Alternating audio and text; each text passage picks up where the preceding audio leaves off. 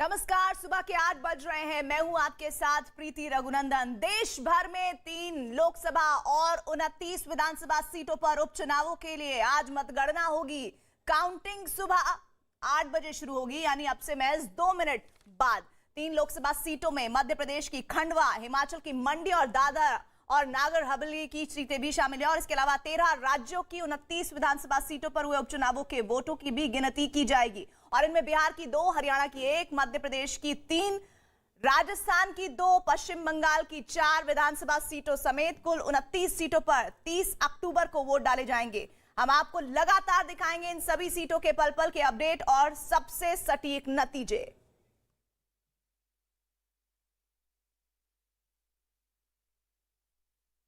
तो आज का दिन बेहद अहम इस लिहाज से माना जा रहा है क्योंकि आज है मतगणना का दिन और देश भर में 3 लोकसभा और साथ ही 29 विधानसभा सीटों पर उपचुनावों की आज मतगणना होगी। काउंटिंग सुबह 8 बजे शुरू होगी। 3 लोकसभा सीटों में मध्य प्रदेश की खंडवा, हिमाचल की मंडी और दादरा और नगर हवेली की सीट शामिल है। और इनके अलावा 13 राज्यों की 29 विधानसभा सीटों पर हुए उपचुनावों के वोटों की भी गिनती की जाएगी। तो चलिए इसी के साथ ही आपको हम बता देते हैं, हमारे साथ हमारी टीम है, नेटवर्क 18 की बड़ी टीम इस वक्त मेरे साथ जुड़ चुकी है। नीरज कुमार काउंटिंग सेंटर सिरसा से हैं, हरियाणा से लाइव हमारे साथ हैं। आशिका सिंह कोलकाता से लाइव है। चंद्रमोहन कुमार लालू के घर पटना से लाइव जुड़े हुए हैं। Manoj Sharma election commission office से लाइव है भोपाल से। साथ ही भवानी सिंह कांग्रेस ऑफिस जयपुर से लाइव हमारे साथ जुड़े हुए हैं। अभिषेक भी मुझे नजर आ रहे हैं और थोड़े थोड़ा करके धीरे धीरे और भी हमारे रिपोर्टर्स जुड़ेंगे जिनसे मैं आपका परिचय करवाऊंगी। लेकिन इस बीच मैं सीधे रुक कर लेती हूं नीरज कुमार का काउंटिंग सेंटर सिरसा से। पहली खबर क्या देंगे आप? प्रीति, पहली खबर यह है कि पोस्टल बैलेट की गिनती शुरू हो गई है। इस वक्त हम लोग मौजूद हैं देवीलाल विश्वविद्यालय में, जहां एलनाबाद विधानसभा उपचुनाव के लिए काउंटिंग चल रहा है और अभी शुरुआत हो गई है। पोस्टल बैलेट की शुरुआत हो गई और थोड़ी देर बाद यानी आधे घंटे बाद यहां ईटीवी की गिनती शुरू होगी। कुल 16 टेबल बनाए गए हैं, लेकिन सबसे खास बात आपको बता दें कि एलनाबाद विधानसभा सीट हरियाणा की 90 विधानसभा सीटों में से एक है, लेकिन प्रतिष्ठा की सीट बनी हुई है बीजेपी, कांग्रेस और आईएनएलडी के बीच। एक तरफ 3 कृषि कानूनों को लेकर आप जी मैं आपके पास आऊंगी दोबारा। आपकी आवाज मुझे नहीं आ पा रही है। इस बीच चंद्रमोहन, बिहार में बताइए जरा इस उपचुनाव को लेकर किस तरह की गहमागहमी है?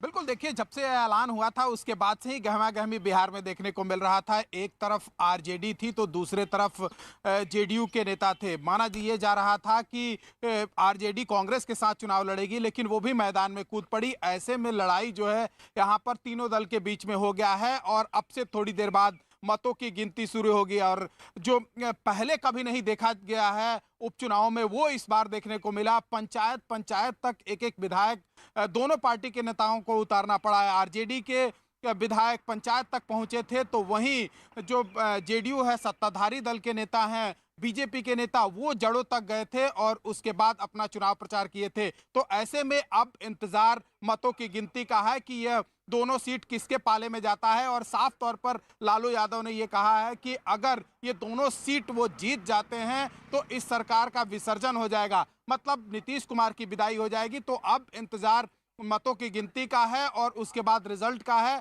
कि रिजल्ट में क्या आता है। हालांकि एनडीए की तरफ से यह साफ तौर पर दावा किया गया है कि उनकी दोनों सीटों पर जीत होगी, लेकिन उससे पहले तेजस्वी यादव ने यह कहा है कि हो सकता है कि जब काउंटिंग शुरू हो तो उसमें छेड़छाड़ हो सकती है। ऐसे में तेजस्वी यादव कुशेश्वर स्थान पहुंचे हुए हैं, दरभंगा पहुंचे हुए हैं, तो वहीं जो जेडीयू के नेता हैं वो भी वहां पर मौजूद हैं। तो वहीं आरजेडी के प्रदेश अध्यक्ष तारापुर में पहुंचे हुए हैं, जहां पर मतों की गिनती है। तो ऐसे में दोनों तरफ से तैयारियां पूरी है, चाहे वो चुनाव का जब ऐलान हुआ था उसके बाद से चुनाव प्रचार की हो या फिर आज मतों की गिनती हो। इसमें दोनों दल और खास तौर पर एनडीए के जो नेता हैं वो बूथों तक हैं, वहां पर काउंटिंग सेंटर पर मौजूद हैं। तो वहीं जो आरजेडी के नेता हैं वो भी दमखम के साथ अभी काउंटिंग सेंटर के बाहर मौजूद हैं और इंतजार कर रहे हैं कि कब मतों की गिनती शुरू होगी। मनोज का रुख कर लेते हैं, इलेक्शन कमीशन ऑफिस भोपाल से जुड़े हुए हैं। मनोज, आपके पीछे सन्नाटा दिख रहा है, लेकिन जरा बताइए मध्य प्रदेश की 3 सीटों के नतीजे कैसे बहुत कुछ आने वाले राज्यों में चुनाव होने हैं उसकी दशा और दिशा तय कर सकते हैं? प्रीति बिल्कुल सच कह रही है कि एक तरह से दशा और दिशा दोनों चीजें सामने आएंगी और दोनों पार्टियां इसका दावा भी कर रही हैं, क्योंकि 8 बजे से जैसे ही मतों की गिनती शुरू होगी पोस्टल बैलेट आएंगे।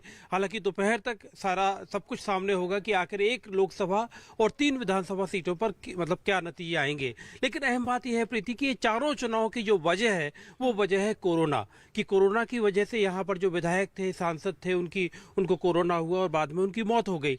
तो मुख्यमंत्री शिवराज सिंह चौहान के लिए इसलिए अहम है कि उन्होंने खूब प्रचार किया है, चारों सीटों पर गए हैं और इन चारों सीटों पर इतना प्रचार करने के बाद बीजेपी की तरफ से जाहिर तौर पर बहुत ताकत लगाई गई। सत्ताधारी पार्टी बीजेपी मध्य प्रदेश में है, तो बीजेपी के लिए अगर मोटे तौर पे कहें तो सीधे सीधे ये 4 उपचुनाव किसी सरकार को बनने और बिगाड़ने का खेल तो इनसे नहीं होगा। लेकिन ये चुनाव ये जरूर बताएंगे कि मुख्यमंत्री शिवराज सिंह चौहान और पूर्व मुख्यमंत्री कमलनाथ कितने पानी में है, क्योंकि 2023 में मध्य प्रदेश में विधानसभा के चुनाव होने, इसके पहले जब 28 सीटों पर उपचुनाव हुआ था तो वो ज्योतिरादित्य सिंधिया एक फैक्टर था। सिंधिया ने बीजेपी जो ज्वाइन की थी, बीजेपी में चले गए थे कांग्रेस छोड़कर, तो उस समय जो 28 सीटों के उपचुनाव के नतीजे जो आए थे वो बीजेपी के पक्ष में रहे थे, लेकिन उस समय भी 28 में से 9 सीटें बीजेपी हारी थी। तो अब ये 4 चुनाव बीजेपी के लिए ज्यादा अहम है, क्योंकि इन सीटों में 2 पर बीजेपी का पहले से कब्जा था, 2 पर कांग्रेस का कब्जा था। तो बस देखना यह होगा कि अपने अपने कब्जे की सीट रख पाते हैं या एक दूसरे की सीटों को छीनते हैं। चलिए इसी के साथ हम भवानी का भी रुख कर लेते हैं। कांग्रेस ऑफिस के बाहर खड़े हैं, लेकिन पीछे बेहद सन्नाटा नजर आ रहा है। ये सन्नाटा किस ओर इशारा कर रहा है जो नतीजे आने हैं उससे पहले? देखिए प्रीति, कांग्रेस के लिए नतीजे काफ़ी मायने रखते हैं, मुख्यमंत्री अशोक गहलोत के लिए खास तौर पर। अब क्यों मायने, इसका अंदाज़ा आप इससे लगा सकते हैं कि राजस्थान के अंदर लंबे समय से मंत्रिमंडल विस्तार की मांग उठती रही है, पॉलिटिकल अपॉइंटमेंट्स की मांग उठती रही है और सचिन पायलट को अकोमोडेट करने के लिए उनके समर्थकों को मांग उठती रही। लेकिन अशोक गहलोत अभी तक इसको होल्ड करके बैठे हुए थे इन बाई इलेक्शन के लिए। इन बाई इलेक्शन में अगर वो दोनों चुनाव जीतते हैं तो अशोक गहलोत इस कोशिश में है कि अगर चुनाव जीत जाएं तो पार्टी हाईकमान को बता सके कि वो राजस्थान में सक्षम है, बिना सचिन पायलट के अकेले यहाँ पर अगला चुनाव लड़ सकते हैं, इस बात को लेकर। लेकिन अगर चुनाव हारते हैं तो पंजाब जैसी मांगे यहाँ पर उठेगी, अशोक गहलोत पर भारी दबाव बढ़ेगा। कुछ भवानी अभिषेक जानकारी हमारे साथ